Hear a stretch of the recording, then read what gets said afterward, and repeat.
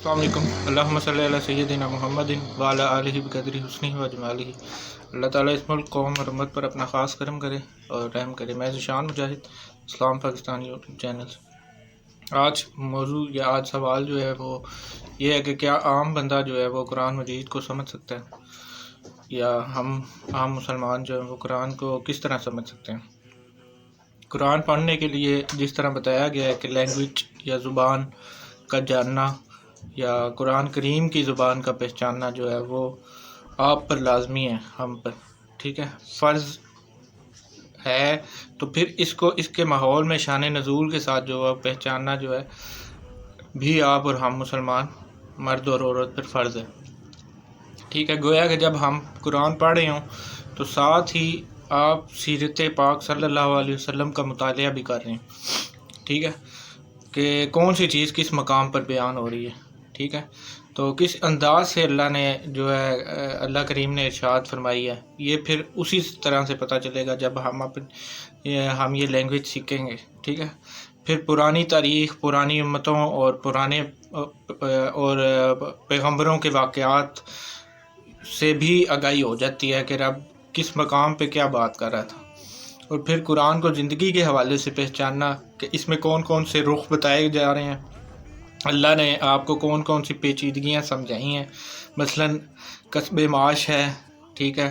انسانوں کے ساتھ لین دین ہے، آپ کا میرا آپ کا، ٹھیک ہے، انسان کی تنہائی ہے، انسان کی محفل ہے، ٹھیک ہے، آپ کے اور آپ کے اعتقاد کے حصے ہیں، یعنی کہ زندگی اور مابعد جو ہمارا یقین ہے، بھروسہ مابعد زندگی پہ بھروسہ، اس پر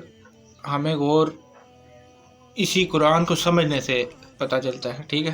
منشاء دنیا میں بھیجا گیا ہے جو آپ کو مجھے ذات کے حوالے سے، یہ کافی ہے کیا اس طرح کہ کھیل کود کر یا مال کماؤ اور کھاؤ اور واپس آ جاؤ، ٹھیک ہے۔ تو مگر رب کا ہم انسانوں کی زندگی پر ایک چیک ہے، محاسبہ ہے، ٹھیک ہے۔ تو آپ کو ہمیں یہ اطلاع کہاں سے پتہ چلے گی، یہ پیغام کیسے پتہ چلے گا؟ قرآن کے ذریعے سے ہی ہمیں یہ اطلاع ملے گی، فلاں کام ایسے کرنا ہے، ٹھیک ہے۔ تو یہ اطلاع اب ہمیں قرآن سے جو مل رہی ہے وہ ہم سمجھ کیسے سکتے ہیں جب تک ہم اس کی زبان کو جانتے نہیں ہیں یا پہچانتے نہیں ہیں۔ آپ کہہ سکتے تھے کہ میں اپنی زندگی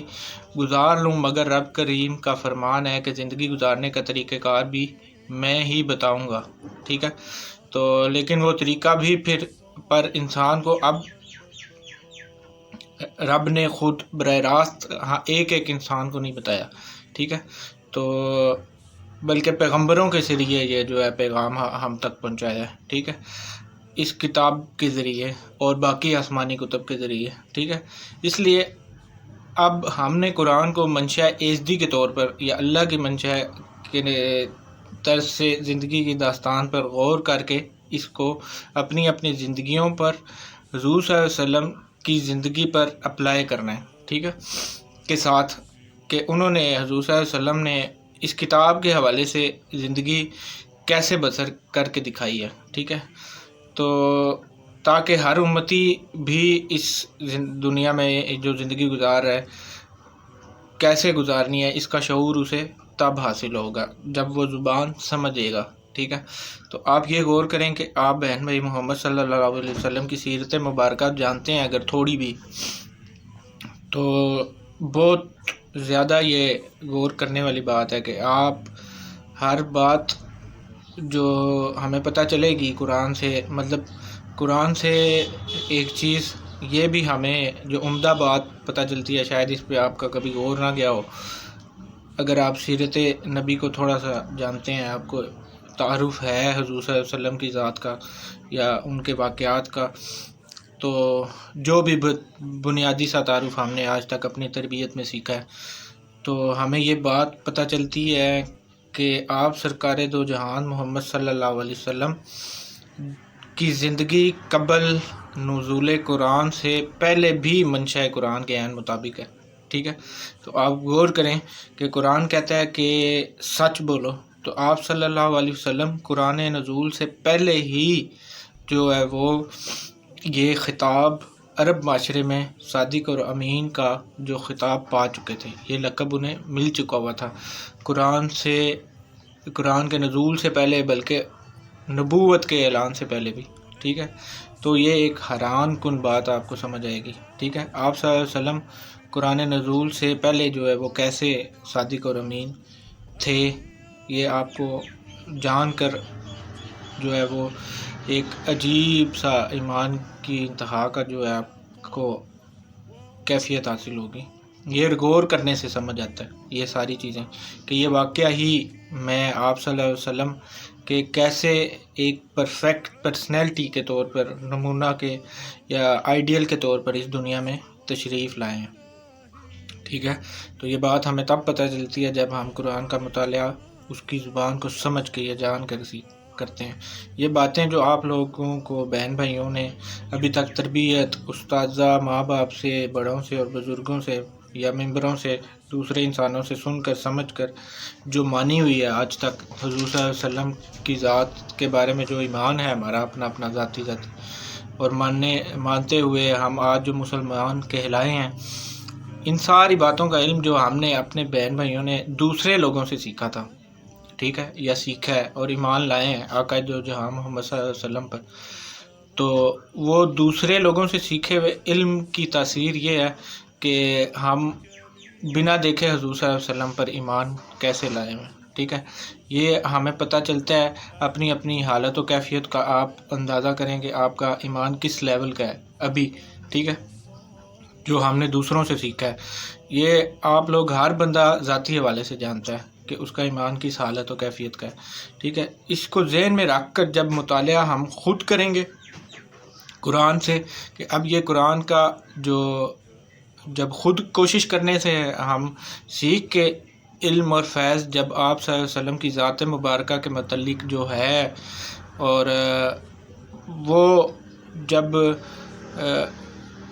نہایت حیرانگی اور پیچیدگی سے کس انداز میں ہر ایک کی شخصیت کو متاثر کرتا ہے، جب ہم ڈائریکٹلی طور پہ خود سے قرآن کو سیکھتے ہیں اور جو خود مطالعہ کرتا ہے کوشش سے اپنی ذات کے حوالے سے، جب انسان اس فیض کو حاصل کرنے کی کوشش کرتا ہے، تب آپ کے بندے مسلمان مرد اور عورت ہم پر ایک غائبی طریقے سے متاثر ہماری شخصیت ہوتی ہے، ٹھیک ہے، کہ ہر بندہ بندی کی روح تازہ کر دیتا ہے، ٹھیک ہے، تو ایمان پختہ کر دے گا، اور ہر مسلمان کو اس کی انتہا کے ایمان کے مقام پر لے جائے گا۔ پھر جب آپ ڈائریکٹلی جو ہے اس کی زبان سمجھ کے کوشش سے وہ علم حاصل کریں گے، ٹھیک ہے۔ تو ذاتی طور پر حاصل کیا گیا قرآن کا علم رب اور رسول صلی اللہ علیہ وسلم کی ذاتوں کے اعتبار سے منسلک جو علم اس میں موجود ہے، ٹھیک ہے، وہ ڈائریکٹلی آپ کے دلوں پر، ذہنوں پہ، سوچ و خیال کو ایک نئے انداز کی زندگی یا نئے طرز کی زندگی گزارنے پر مجبور کر دے گا، ٹھیک ہے، ایسے اثر انداز ہوگا پھر وہ فیض، ٹھیک ہے۔ تو تب انسان مسلمان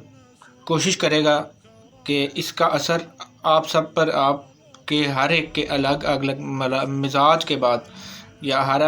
ایک کا انسان کا جو الگ الگ مزاج رکھنے والے انسان اس دنیا میں پائے جاتے ہیں، ٹھیک ہے، تو ان کے حوالے سے ہر ایک کے مزاج کے مطابق قرآن اسے وہ فیض عطا کرے گا۔ یہ حیران کن معجزہ قرآن کا سمجھ میں آتا ہے۔ پھر تو ہر ایک کے لیے الگ الگ کیفیت دے گا قرآن، ٹھیک ہے، اس کی کیفیت کے حساب سے اس کو فیض ملے گا اس قرآن سے، ٹھیک ہے۔ تو پھر انسان مکمل طور پہ یہ جان اور مان بھی لیتا ہے، ایمان اس کا اور پختہ ہو جاتا ہے کہ بے شک مصطفیٰ صلی اللہ علیہ وسلم کی ذات مبارکہ اور ایک جو ہیں وہ ایک بہترین اور اعلیٰ شخصیت کے طور پر کیسے بحیثیت نمونہ یا آئیڈل ہمارے لیے رحمت العالمین بنا کے بھیجے گئے ہیں۔ یہ پھر 200% سچ بات ہم خود سے ایکسیپٹ کر لیتے ہیں، جو ابھی تک ہم نے دوسروں سے سیکھ کے جو ہے سن کے ایکسیپٹ کی ہوئی ہے۔ یہ فیض ہر بندے پر پھر ڈائریکٹلی اثر کرتا ہے مسلمان پہ، کہ ہمارے بندوں یا انسانوں کا تعلق جو ہے، انسانوں کا علم کا تعلق جو ہے وہ پھر ڈائریکٹلی طور پر اللہ اور اللہ کے نبی سے ہو جاتا ہے، ٹھیک ہے۔ پھر یہ فیض بندے کے دل پہ، دماغ پہ، سوچ و خیال پہ ایسے اثر انداز ہوتا ہے جیسے میں آپ کو بیان کر رہا ہوں، ٹھیک ہے، حیران کن اور غائبی طریقے سے، ٹھیک ہے۔ مراد میرے آپ کے جو بھی قرآن کا مطالعہ کی کوشش سے حاصل کرتا ہے۔ قرآن کا علم اس بندے کے اور رب رسول صلی اللہ علیہ وسلم